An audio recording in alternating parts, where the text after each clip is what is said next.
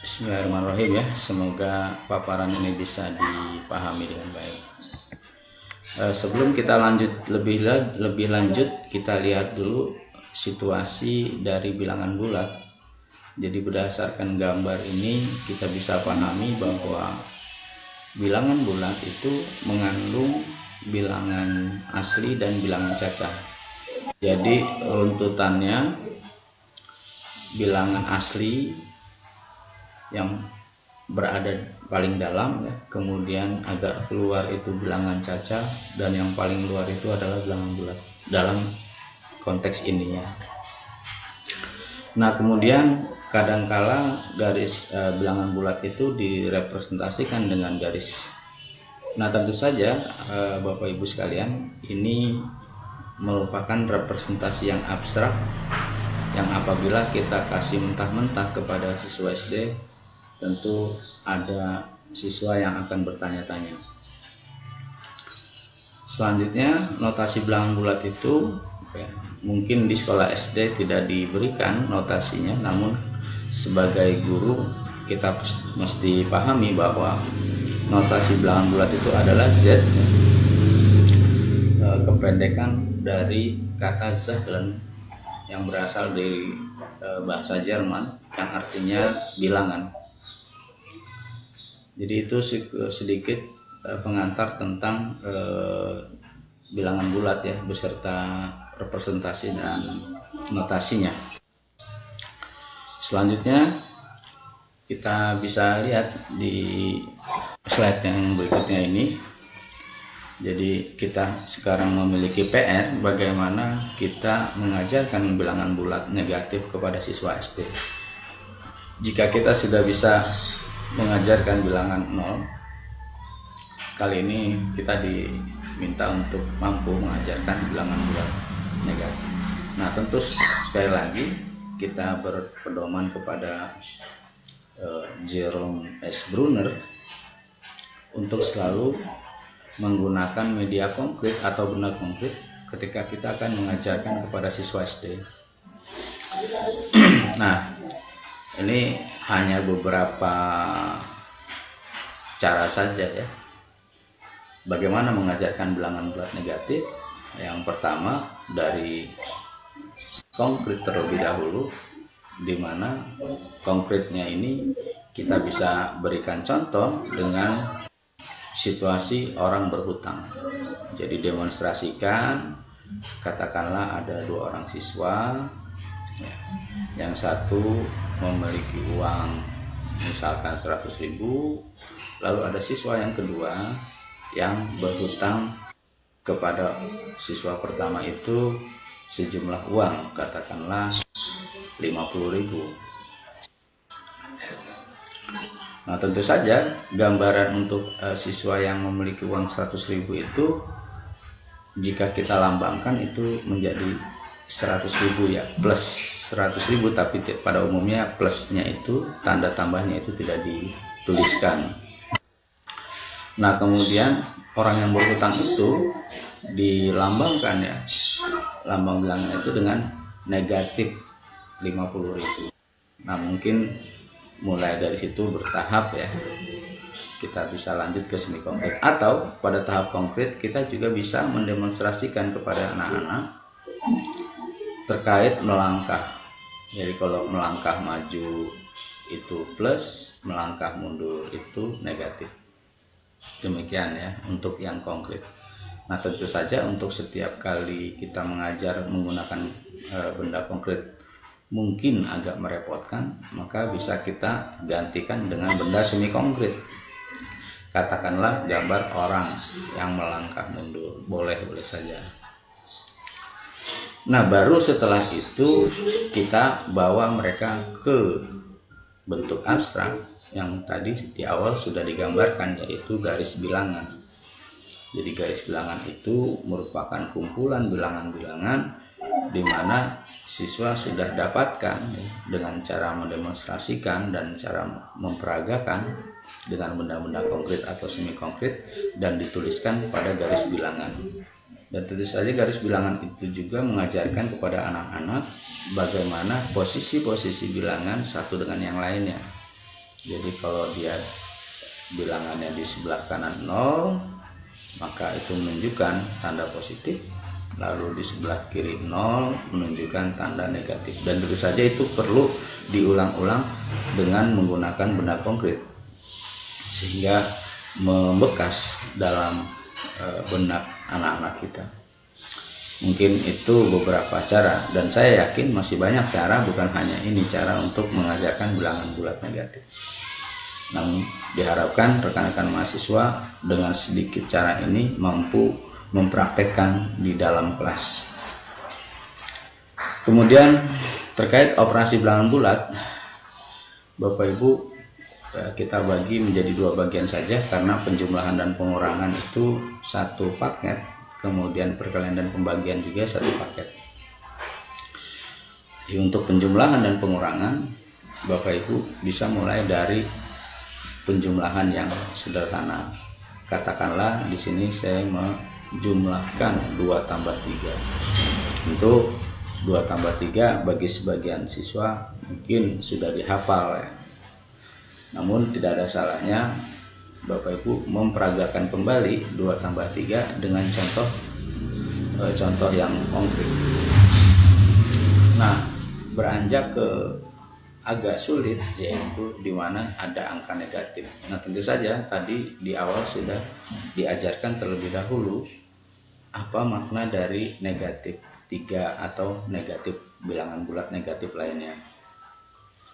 Nah, kalau ini tidak diperagakan, maka langsung berbentuk abstrak 2 tambah min 3 ini, dan jelas akan sangat sulit diikuti oleh siswa SD. Mungkin kita menggunakan langkah maju atau mundur. Untuk angka 2 kita bisa gunakan langkah maju ya. Dari posisi diam, seorang siswa, katakanlah ada anak gitu, kita jadikan model diam, kemudian melangkah maju sebanyak 2 langkah.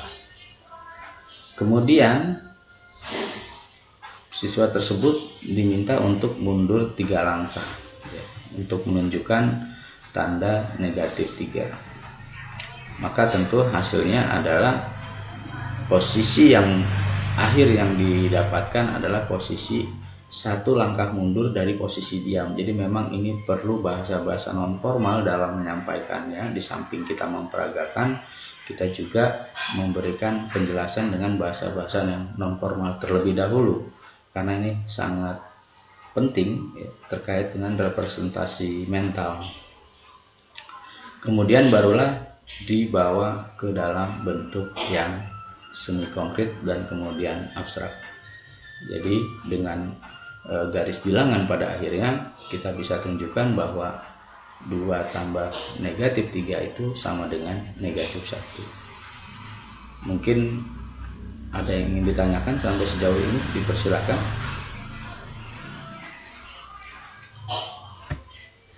Bu Maya, sehat? Jangan-jangan pada tidur. Oke, sepertinya aman ya. Kenapa, Bu Maya? Baik.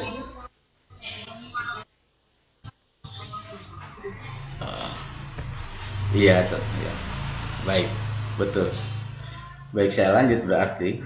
Kalau tidak ada yang ditanyakan, kita lanjut bertahap 2 dikurang 3.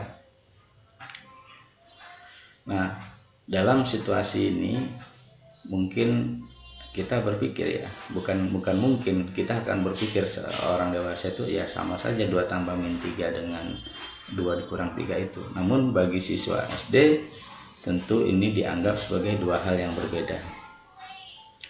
Jadi kalau yang pertama 2 ditambah negatif 3 itu langkah direpresentasikan dengan langkah maju sebanyak 2 langkah dari posisi diam, kemudian mundur sebanyak melangkah mundur sebanyak 3 langkah, dan dihitung berapakah langkah dari posisi diam tadi ya, apakah langkah maju apa langkah mundur. Ternyata langkah mundur ya, 1 langkah mundur dari posisi diam. Nah, sementara 2 dikurang 3 Tentu saja kita tetap representasikan 2 itu untuk langkah maju ya. Namun agak sulit memang ketika kita menggunakan langkah mundur di dalam situasi ini, tapi bisa. Sekarang kita cek, kita buat demonstrasikan lagi. Siswa diminta dari posisi diam melangkah maju 2 langkah ya. Kemudian dia akan dikurangi 3 langkah maju ya. Jadi dikurangi 3 langkah maju, namun dalam arah yang berlawanan. Jadi ini perlu hati-hati dalam arah yang berlawanan. Kemudian dihitung berapakah posisi akhir dari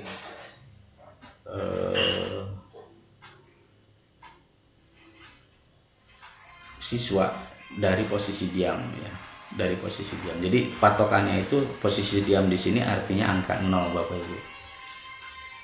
Nah, tentu saja setelah berkali-kali kita memperagakan, tentu akan sangat capek kalau sering-sering menggunakan demonstrasi, maka perlahan-lahan dibawa ke dalam garis bilangan. Jadi kalau di dalam modul saya kira Bapak Ibu bisa baca garis bilangan yang merepresentasikan sebuah operasi bilangan bulat, entah itu penjumlahan atau pengurangan. Namun di sini saya berikan secara umum saja. Selanjutnya juga kita lihat mulai bertahap lagi meningkat. Sekarang negatif 2 ditambah negatif 3. Nah, ini kita bisa lihat pada garis bilangan, berarti negatif 2 itu ada di sebelah kiri 0, kemudian ditambah lagi negatif 3 lagi, terus ke sebelah kiri 0, maka totalnya atau jumlahnya adalah negatif 5. Tinggal dihitung dari 0. Kemudian 2 dikurang negatif 3. Nah, ini mulai agak kompleks, di mana agak mirip dengan 2 dikurang 3 ya. Sementara ini 2 dikurang negatif 3. Nah, Bapak Ibu perhatikan, 2 dikurang negatif 3 ini kalau kita demonstrasikan 2 langkah maju ya, 2 langkah maju lalu dikurangi oleh 3 langkah mundur tapi berlawanan, artinya sebenarnya dia 3 langkah maju. Nah, ini perlu diperhatikan baik-baik ya. Jadi saya ulangi, 2 dikurang negatif 3 itu kalau kita representasikan dalam bentuk langkah, siswa diminta melangkah maju 2 langkah, kemudian dikurangi dengan 3 langkah mundur tapi dia berlawanan, artinya sebenarnya dia melangkah maju 3 langkah, sehingga total langkahnya adalah 5. Itulah mengapa nanti kita bisa arahkan atau kita bisa berikan pengarahan untuk disimpulkan mengapa 2 dikurangi 3 itu akan sama dengan 2 tambah 3, karena secara nilai menghasilkan nilai yang sama, yaitu sama-sama 5. Mungkin sampai sini masih bisa mengikuti.